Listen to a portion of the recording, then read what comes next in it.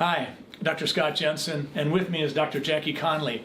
And oh, before I forget, she's my daughter.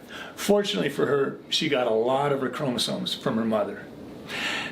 Jack, you've heard me expound a little bit on COVID-19 in terms of kids and the impact of school closures and lockdowns. Why don't I do some listening to what you have to say? All right, that sounds good.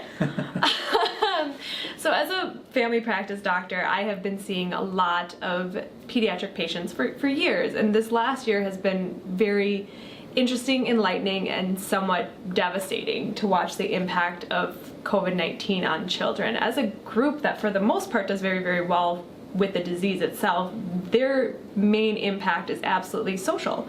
It's from the policies that have had to be put in place or have been put in place to try to prevent the spread.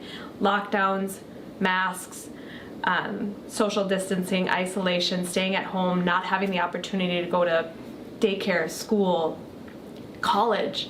I see more and more kids between the age of 10 and 18 coming into my office just struggling. I think I've dealt with more anxiety and depression in the last year in that age group than I ever have. I've referred more to counseling than I ever have before that, and sorry.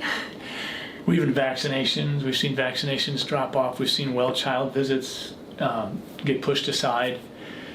It's heart-wrenching, it's gut-wrenching. I hear you, and I appreciate your emotion because you've got your mother and you got two young kids, and you can't help but wonder what's the imprint that's not able to be detected. Yeah. I mean, every parent's wondering that. I hear you. Yeah. Thanks for listening.